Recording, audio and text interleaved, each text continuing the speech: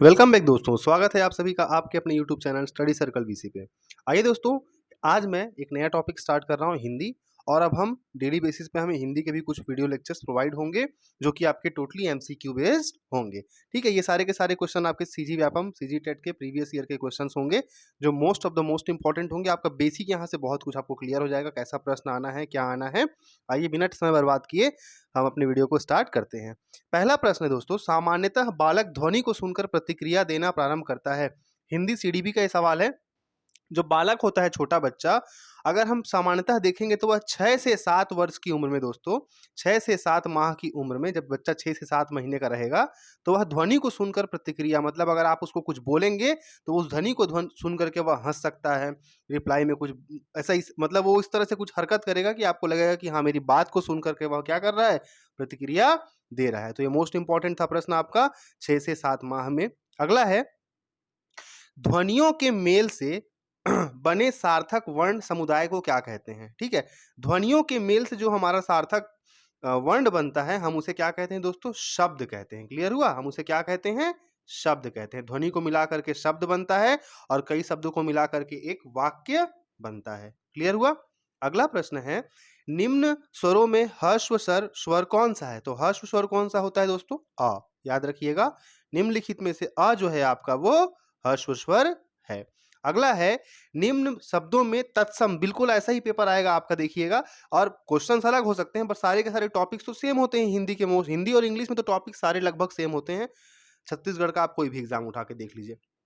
अगला प्रश्न है, निम्न शब्दों में तत्सम, देखिए दोस्तों, एक होता है तत्सम और एक होता है तद्भव। एक होता है तत्सम और एक होता है तद्भव। ठीक है, तो तत्सम शब्द क्या है आपका, तो आपका संस्कृत वाला जो शब्द, चलिए, तो तत्सम तत्सम संस्कृत का शब्द हो गया और तद्भव जो है दोस्तों आपका वो हिंदी का शब्द हो गया। ठीक है, तत्सम से तद्भव, संस्कृत से हिंदी, आप शॉर्ट में समझ सकते हैं। आप इसको क्या बोल सकते हैं, हिंदी का। और तत्सम जो है आपका वो संस्कृत बेस्ड होता है ना। क्लियर हो गया। तो निम्नलिखित में से तत्सम, देखिए, खेत तो आपका है नहीं, पिता भी नहीं है, राय भी नहीं है, वत्स बोलते हैं ना, हे वत्स। अगर आप बेसिक भी सुनेंगे कहीं पे तो नहीं बोलते हैं हे वत्स कहाँ जा रहे हो। ठीक है, बालक कहाँ जा रहे हो ना बोलने की जगह हे वत्स तुम कहाँ जा रहे हो। तो वत्स जो है आपका वो तत्सम शब्द हो गया। आगे बढ़ते हैं, निम्नलिखित में से जातिवाचक संज्ञा, जातिवाचक संज्ञा कौन सा है। संज्ञा के प्रकार जब अगर आप पढ़ते हैं डिटेल में, वहां पे आपको मिलता है दोस्तों जातिवाचक संज्ञा जो किसी जाति को डिनोट करता है। ठीक है, या उसको रिप्रेजेंट करता है। तो निम्न में से जातिवाचक संज्ञा का जो उदाहरण है, बुढ़ापा नहीं है, लोहा नहीं है, पहाड़। ध्यान रखिएगा, पहाड़ आपका क्या है, जातिवाचक संज्ञा का उदाहरण है। अगला है, उतर गई लोई तो क्या करेगा कोई, लोकोक्ति का अर्थ होता है। उतर गई लोई तो क्या करेगा कोई। ठीक है, उतर गई लोई तो क्या करेगा कोई। इसमें ऑप्शंस पढ़ते हैं। पहला है दोस्तों, सम्मान नष्ट हो जाने के बाद फिर किसकी चिंता, आकार की रोटी ना बनना, नीचे गिर जाना, नीच कर्म करना। उतर गई लोई मतलब इज्जत ही खत्म हो गई तो अब क्या कर लेगा, इज्जत ही चली गई आपकी, तो अब कोई क्या कर सकता है। ठीक है, तो इस प्रश्न का जो सही उत्तर हो जाएगा वो क्या हो जाएगा, सम्मान नष्ट हो जाना जाने के बाद फिर उसकी क्या चिंता है ना। तो इस प्रश्न का सही उत्तर क्या हो गया, ऑप्शन नंबर ए। अगला है, मोस्ट इंपॉर्टेंट है ये प्रश्न, कई बार कई जगह पूछ चुका है। अच्छा, इधर हमने कुछ प्रश्न छोड़ दिए हैं, ये आपकी लेफ्ट साइड में भी प्रश्न चल रहे हैं दोस्तों। ठीक है, इसको हम अभी थोड़ी देर में कवर करते हैं, है ना। ये लाइन से हम आएंगे 48, 43, 44, 45, 45 करते हैं, फिर उसके आगे आ जाएंगे। 45 बोलता है, हिंदी भाषा के सही विकास का क्रम क्या है। संस्कृत, पाली, प्राकृत, अपभ्रंश, अपभट्ट, हिंदी। इतना मत याद रखिएगा, देखिए कंफ्यूजन जो फंसता है दोस्तों वो फंसता है पाली और संस्कृत में। आपको या तो पाली वाला पहला आंसर जो सबसे स्टार्टिंग में पाली, या तो संस्कृत। अब आपको याद रखना है संस्कृत सबसे पुराना है, इसलिए संस्कृत सबसे पहले आ जाएगा। देख लीजिए संस्कृत कहाँ कहाँ है, यहाँ संस्कृत नहीं है, यहाँ संस्कृत स्टार्टिंग में नहीं है, यहाँ भी नहीं है, सिर्फ यहाँ दिख रहा है। ऑप्शन नंबर ए, सबसे पहले संस्कृत, फिर पाली, फिर प्राकृत, फिर अपभ्रंश, फिर अभट्ट और फिर लास्ट में हिंदी। क्लियर हो गया। आगे बढ़ते हैं, निश्चयवाचक सर्वनाम। निश्चयवाचक सर्वनाम दोस्तों, ये जो प्रश्न है आपका, इसको आयोग ने क्या किया है, विलोपित कर दिया है। आयोग ने इस प्रश्न को ही क्या किया है, विलोपित कर दिया था। ठीक है, इसका जो जब फाइनल जब आंसर दिया आयोग ने तो इस प्रश्न को क्या किया, विलोपित कर दिया। ठीक है, अगला प्रश्न है, चलिए अब इसके बगल वाले प्रश्नों को हम यहीं पे देख लेते हैं लाइन से। देखिए निम्नलिखित में से शुद्ध वाक्य क्या है? निम्नलिखित में से क्या पूछा है? पूछा है निम्नलिखित में से शुद्ध वाक्य क्या है? श्री कृष्ण के अनेकों नाम है। ध्यान रखिएगा ये वाला सैकड़ों बार पूछता है। श्री कृष्ण के अनेकों नाम है, सही है कि गलत है? ध्यान रखिएगा, अनेकों नहीं होता है, ठीक है? अनेकों जो है ये गलत है। अनेकों की जगह यूज करता है अनेक नाम है। अगर हम इसको सही बनाएंगे तो श्री कृष्ण के अनेक नाम है, तो पहला गलत हो गया। मैं गाने की कसरत कर रहा हूं। गाने की कसरत नहीं होती है, ठीक है? गाने का रियाज होता है, प्रैक्टिस होती है। इस समय आपकी आयु 40 वर्ष की है, ये भी सही नहीं है। साहित्य और जीवन का अभिन्न संबंध है। बिल्कुल दोस्तों, ये एकदम सही सटीक बैठ रहा है। साहित्य और जीवन का अभिन्न संबंध है। आइए अगले प्रश्न की ओर आगे बढ़ते हैं। हमने इधर कर लिया था। 32वां प्रश्न है, प्राथमिक स्तर पर भाषा सीखने में सब भाषा संबंधी कौन सा संसाधन सर्वाधिक महत्वपूर्ण होता है? भाई प्राथमिक स्तर पर सबसे अच्छा कौन सा साबित हो सकता है? कंप्यूटर, बाल साहित्य, समाचार पत्र या टेलीविजन? आप लोग सब इसका भाई बच्चों को कुछ सिखाना है। छोटे बच्चे प्राथमिक स्तर वाले सबसे ज्यादा कहाँ क्या किससे सीखते हैं? टेलीविजन से सीखते हैं, ठीक है? सबसे ज्यादा वो कहाँ से सीखेंगे? आपका 32 का क्या हो जाएगा? टेलीविजन। अगला है, उपसर्ग युक्त शब्द है। उपसर्ग युक्त शब्द है मतलब भिक्षुक, परिधि, मृग्या, इच्छा। देखिए उपसर्ग और प्रत्यय दो चीजें होती हैं दोस्तों। उपसर्ग जो होता है वो किसी भी शब्द के पहले लगता है और उसका पूरा का पूरा मतलब बदल देता है।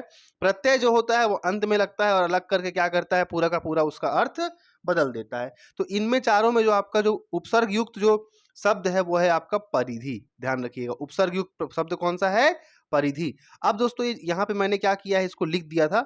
इसको अगर हटाऊंगा तो बहुत इसमें अभी हटा देते हैं इसको, नहीं हटा करके हम इस प्रश्न को। चलिए अगला प्रश्न है, ये तो हमने कर लिया था इसके ऊपर वाला। इसके पहले का आंसर क्या था? परिधि। अगला है, कौन सा प्रश्न कक्षा में बहुभाषिकता को परिभाषित करता है? बहुभाषिकता को परिभाषित करता है। तुम्हारी बड़ी बहन का नाम क्या है? अच्छी लगने वाली महक को क्या कहते हैं? तुम्हारे घर में तुमने क्या खाया? माँ को अपनी अपनी भाषा में क्या कहते हैं? यहाँ पे हमें बहुत सारी भाषाओं की बात चल रही है, ठीक है? माँ को अपनी अपनी भाषा में, अगर 40-50 बच्चे हैं तो अपनी अपनी भाषा में सब बताएंगे कि हम माँ को क्या कहता है, क्या क्या कहते हैं। तो बहुभाषिकता को कौन रिप्रेजेंट कर रहा है यहाँ पे? और 34 का ऑप्शन नंबर क्या हो जाएगा? डी, है ना? चलिए आगे बढ़ते हैं और अगला सवाल देखते हैं। निम्नलिखित में से किस वाक्य में सही पदक्रम है? ठीक है, सही पदक्रम की बात किया है। लड़का पुस्तक पढ़ता है, पुस्तक लड़का पढ़ता है, नहीं ये तो गलत हो गया। दूसरा तो देख के ही लग रहा गलत है। लड़का पढ़ता है पुस्तक, जी नहीं, पढ़ता लड़का पुस्तक, ये भी गलत है। यहाँ साफ समझ में आ रहा है कि ऑप्शन नंबर ए जो है बिल्कुल सही है। इधर हमने ये टिक लगा लिया था। आगे बढ़ते हैं। निम्नलिखित वाक्यों में से संदेहवाचक वाक्य को पहचानिए। संदेहवाचक वाक्य को पहचानना है। संदेह हो रहा है, तुम खाओ, ये तो सिंपल है। तुम खाओ क्या है? ये तो सिंपल, संदेह नहीं हो रहा है। क्या तुम खा रहे हो? ये तो प्रश्नवाचक हो गया। उसने खा लिया होगा, यदि तुम खाओ तो मैं भी खाऊं। सिंपल सी बात है, मेरे सामने कोई बैठा है, वो हम बोल रहे हैं उसको कि तुम खा लो पहले तो फिर मैं खा लूंगा। तो संदेह मतलब उसको श्योरिटी नहीं है, उसने खा लिया होगा। क्लियर हो गया? 44 हमने बना लिया था। उतर गई लोई तो क्या करेगा कोई? सम्मान नष्ट हो जाना। अगला है, अनुस्वार युक्त शब्द है। ठीक है, 41 नंबर की बात करेंगे दोस्तों। अनुस्वार युक्त, अनुस्वार किसमें है? कार्य में नहीं है, अग्र में नहीं है, गांव में नहीं है। अंगूर आपका जो है दोस्तों ये अनुस्वार युक्त शब्द है। इधर से हमने देख लिया था, ऑप्शन नंबर ए सही था। आगे बढ़ते हैं। निम्न में से बहुब्रीहि समास युक्त शब्द नहीं है पूछा है, ध्यान रखिएगा, नहीं है पूछा है बहुब्रीहि। चतुरानन है, चौलड़ी है, सतखंडा है। ठीक है, बहुब्रीहि समास में आपका चतुरानन आ जाएगा, चौलड़ी आ जाएगा और सतखंडा आ जाएगा। नहीं है पूछा है, षट रस आपका जो है वो बहुब्रीहि समास नहीं है। अगला है, निश्चयवाचक सर्वनाम का उदाहरण बताना है। रोटी मत खाओ, निश्चयवाचक सर्वनाम आपको बताना है। निश्चयवाचक में क्या क्या है? रोटी मत खाओ। ठीक है, इस प्रश्न को क्या किया है आयोग ने? आपका विलोपित कर दिया है। रोटी मत खाओ, तुम क्या कर रहे हो? इस प्रश्न को क्या किया है आयोग ने? विलोपित कर दिया है। आगे बढ़ते हैं। निशाचर का अनेकार्थी। निशाचर, निशा मतलब होता है रात्रि, रात्रि में विचरण करने वाला। इसके लिए दूसरा शब्द और क्या हो सकता है? रजनी नहीं है, सेवार नहीं है, मेढक नहीं है, उल्लू। उल्लू दोस्तों क्या है आपका? निशाचर का अनेकार्थी शब्द हो सकता है। अगला है, बेफिक्री के लिए निम्न में से किस मुहावरे का प्रयोग? बेफिक्री, बिल्कुल टेंशन मत लो, फ्री रहो तुम एकदम, है ना? बेफिक्री, निश्चिंत रहो। गिन गिन कर पैर रखना, नहीं। कछुआ चाल, बेफिक्री, घोड़े बेचकर सोना, बिल्कुल यही सही आंसर है। एकदम टेंशन ही नहीं है, टेंशन फ्री है ना, नाक कटना भी नहीं है। तो बेफिक्री के लिए क्या सही मुहावरा हो सकता है? घोड़े बेचकर सोना। क्लियर हो गया? आगे बोलते हैं, 48 नंबर प्रश्न देखते हैं। जो कम बोलता है को एक शब्द में क्या कह सकते हैं? जो कम बोलता है उसे हम क्या कहते हैं? तो जो एकदम कम बोलेगा उसको हम अल्पभाषी बोलते हैं दोस्तों, ठीक है? जो एकदम कम बोलता है उसको हम क्या कहते हैं? अल्पभाषी है, बहुत कम बोलने वाला है। अगर मैं मृदुभाषी की बात करूं तो मीठा बोलने वाला, और वाचाल मतलब होता है बहुत ज्यादा बोलने वाला, ठीक है? वाचाल मतलब बहुत ज्यादा बोलने वाला। तो इस प्रश्न का सही उत्तर क्या हो गया? जो कम बोलता है वो अल्पभाषी। अगला है निम्नलिखित में से द्विगु। अब देखिए यहाँ पे द्विगु द्विगु पूछा है, निम्न में से द्विगु समास नहीं है। पंचवटी, पसेरी, त्रिभुवन, चतुर्भुज। ध्यान रखिएगा, चतुर्भुज आपका जो है वो द्विगु समास नहीं है। क्लियर हो गया? आगे बढ़ते हैं। चिरंतन का विलोम। चिरंतन का विलोम मतलब होता है उल्टा। चिरंतन का उल्टा, क्वेश्चन नंबर 49, चिरंतन का उल्टा हो जाएगा दोस्तों नश्वर, ठीक है? नश्वर क्या हो जाएगा? इसका उल्टा। अगला है किस खेत की मूली। हम बोलते हैं ना, तुम किस खेत की मूली हो, क्या हमारा बिगाड़ लोगे तुम, है ना? किस खेत की मूली मुहावरे का प्रयोग निम्न में से किस अर्थ में होता है? स्वादिष्ट, अधिकारहीन, लंबी वस्तु, सब्जी। देखिए स्वादिष्ट तो बिल्कुल नहीं हो सकता है, लंबी वस्तु भी नहीं होगा, सब्जी भी नहीं होगा। अधिकारहीन इस प्रश्न का क्या हो जाएगा सही उत्तर? किस खेत की मूली पूछा है ना, मतलब वो अधिकारहीन है, उसका कुछ कोई अधिकार ही नहीं है उसका। आगे बढ़ते हैं। इनमें से कौन सी भाषा आकलन में सबसे कम प्रभावी तरीका है? सबसे कम प्रभावी तरीका है कहानी कहना, कहानी लिखना, घटना वर्णन, श्रुति लेख। दोस्तों श्रुति लेख जो होता है ये सबसे कम होता है, ठीक है? सबसे कम प्रभावी होता है। भाषा आकलन में कहानी कहना इंपॉर्टेंट है, कहानी लिखना इंपॉर्टेंट है, घटना का वर्णन करना भी इंपॉर्टेंट है, लेकिन श्रुति लेख जो, और ये जो प्रश्न है ना, ये बहुत इंपॉर्टेंट है। हिंदी के जो भी सारे प्रश्न होते हैं बहुत इंपॉर्टेंट होते हैं, ठीक है?